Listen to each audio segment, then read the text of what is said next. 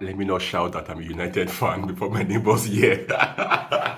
United fans are low-key right now after the hammering we got yesterday. Honestly, if I was in the stadium as at halftime, I would have walked out as well. But second half, we tried. At least we won second half.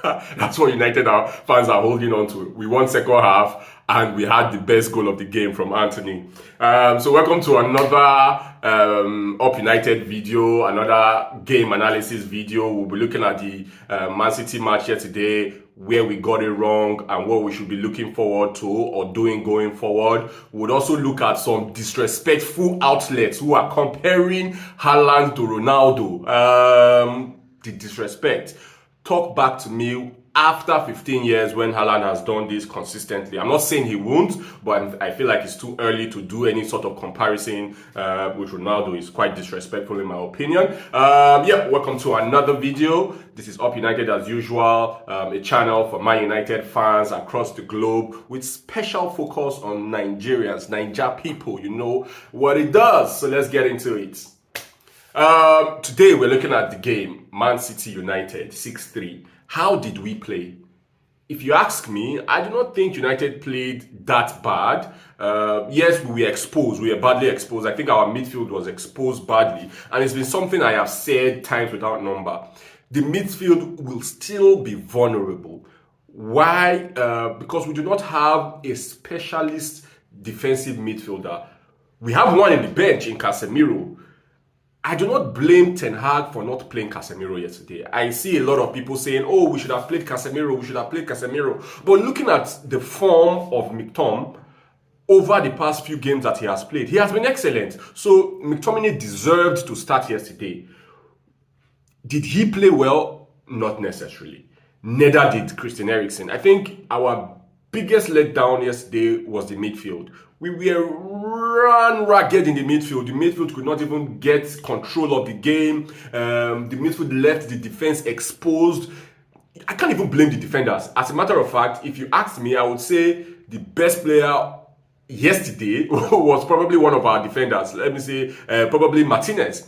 Because the defense was exposed. Players were running at Man United's defense, left, right, center. So it was no more that the defenders had to deal with maybe a striker and two wingers. No, they had to deal with a striker, two wingers, two attacking midfielders, two fullbacks. Nobody was offering any protection. The wingers, Anthony and Sancho, were not offering any protection to the fullback. Come on, the fullback. First half, 2 yellow cards. That should already say a lot as to how much they were being run at. We couldn't cope with it. You get Man City overloaded us. Could Ten Hag have changed things early enough? Yes, he could have. I think after 2-0 up, it was quite clear that we were in problems. Things weren't going as planned. Things were wrong. And he probably could have changed it. I understand why he didn't change anything that quick. He would still want to believe in the team. Making a substitution that quick can do a lot to damage the confidence of these players going forward. So it's fine by me. I think he tried to steady the ship in the second half, although Man City took their foot off the pedal, and that's how we were able to score 3 goals. But I'll say, on the whole, before the match, did I expect Man United to beat City in the Etihad? No. If you, as a Man United fan, expected Man United to beat City in the Etihad, then I'm sorry, you were a bit delusional. Man City are still miles ahead of us. Man City have started the season far better than us. So the bookmakers put in what? I think Man United had about 12 or 20% chance of winning the game. We said that City were the overall favorites to win the game. So the result in itself is not surprising. What people might feel bad at is the scoreline. And in the scoreline, it's a 3-0 scoreline. I do not think it's so bad, Man United losing to City 3-0, considering the gulf in quality between these two teams.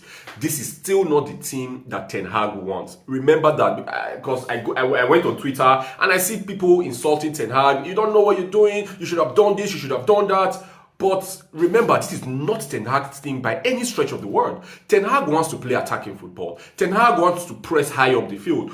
To his credit, he tried to do that against City. But we were badly exposed because we do not have the players to do that kind of game plan. Rashford cannot hold up the ball. Still do not think Rashford is a centre forward. Forget he won Player of the Month last month. I still do not think he's a centre forward. I feel he does his best work from the left. As it is, Martial is probably our best centre forward. I won't even lie. You might say Ronaldo. Ronaldo is badly out of form. And Martial has what it takes. He can hold up the ball. He's good in tight spaces. He can play those 1-2s. He can dribble. He can finish. Just his injury issues. I think that's the major issue. Which is why next summer or even in January, we should be looking to bring in a striker as quick as possible. Brings me to Ronaldo. I saw a post, I think it was on Twitter, comparing Haaland to Ronaldo on the basis of how long it took them to score 3 hat-tricks in the Premier League. It took Haaland 8 games, took Ronaldo about 200 and something games.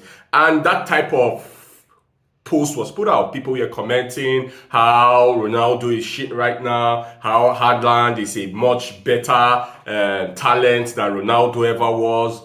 And I think it's highly disrespectful. In my opinion, Ronaldo is the GOAT of the game. You can debate that all you like. I'm not here to debate that. That's my opinion. I'm entitled to my opinion. And comparing him with someone who is just at the early stage of their career is funny, because what made Ronaldo great is not the fact that he could score a lot of goals. It's the fact that he scored a lot of goals over a lot of years. Same thing with Lionel Messi. So come to me in 15 years when Haaland has scored 50 goals per season for close to 15 years and then make that comparison. Right now, it's just too early and it sounds a tad bit disrespectful to the kind of career that Ronaldo has had. I just said I should put that out there. So what's in store for Man United going forward? I think this hasn't changed our project. It's a rebuild. And in rebuilds, there will be stumbles, there will be falls, there will be times when we will be disgraced. And I dare say Sunday's match was one of those times when we were disgraced. But there are highlights to take away from it. One of such highlights, Anthony has that explosiveness. You can expect magic from Anthony. He scored that goal out of nothing. So at least that's something that we can expect. The midfield still needs tinkering. Ten Hag perhaps doesn't know his best 11 yet. I still don't think we have found our best 11. Forget the fact that we won 4 straight matches. I had always said that I felt there were areas in that team that were up for grabs. Left back. I still don't think Malacia is the first choice left back over Luke Shaw. It might be that for now, but that position is still very much up for grabs. The midfield position. As a matter of fact, I would say in terms of the midfield, those 3 positions, I'm talking about the 2 players playing behind and then the number 10 playing behind the striker. Those 3 positions, I would still say are up for grabs, in quotes. And here's why I put in quotes. First things first, the defensive midfield position. We know that McTominay is not a defensive midfielder.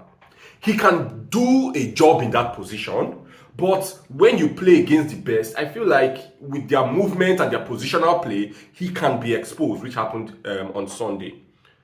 Now, who plays as the second holding midfielder? Although I won't call that position really a holding midfielder, but who will play as the 2 players sitting, who plays the second position. Right now it's Eriksen, but we also still saw the flaw in Eriksen's game. Eriksen is a killer passer of the ball. He controls the tempo of the game. He knows how to dictate things. He knows how to play forward passes and find those players ahead of him and create things out of nothing, which is still tried on occasions during the game against City. But he doesn't have the legs to cover up spaces. That's not what comes natural to him, to anticipate danger and shut it down. That doesn't come natural to him. And it was exposed in the game against City. which makes me feel, do we need someone who can play that position and then move Eriksen forward? Because I still feel Eriksen should be the number one name on the list when it comes to those three positions.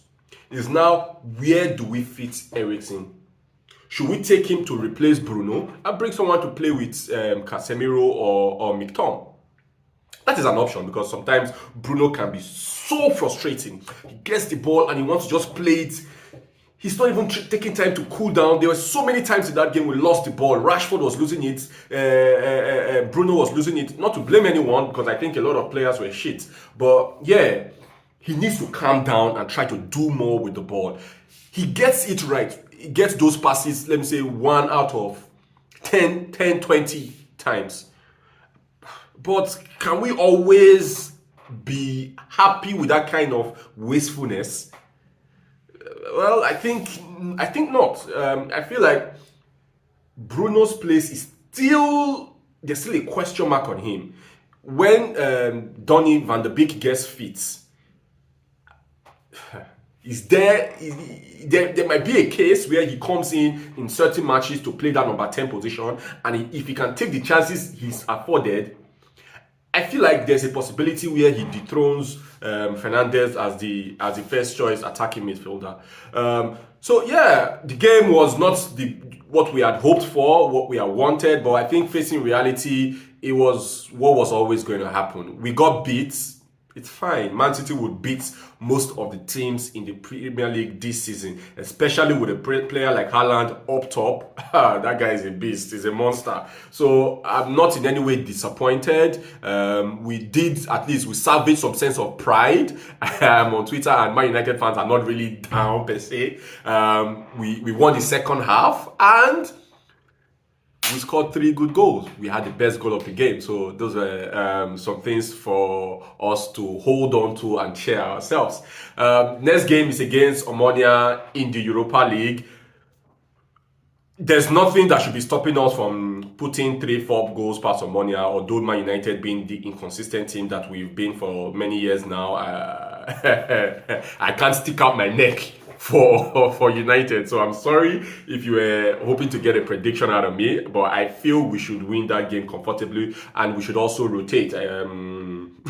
Reminds me of a clip I saw after the game of Maguire. I don't know if it's real or if it was doctored, but we were losing like 6-1 when we were 6. Was it 6-1? Yeah, when we were 6-1 down and Maguire had a grin on his face. It would be like, thank God, though. Shebi una say na me dey make una dey collect 4 goals. Not they. Una still collect. Yeah, so against Omonia, we should be seeing some rotation. Next week, another tough game away to Everton. That's a very tough one and a very tricky one. The players should be galvanized. Let's go on. It's a rebuilding job. I think right now we should show that we are behind the team, we're behind the coach, we're behind the players. Let them deliver. It's going to take years. 3-4 years for us to get back to challenging for titles on a regular. So United fans, be patient, keep supporting the team. Most importantly,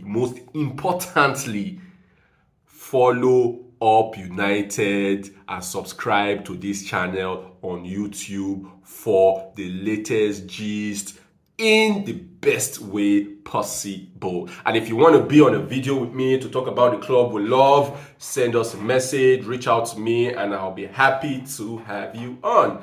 Till another time, it's Up United.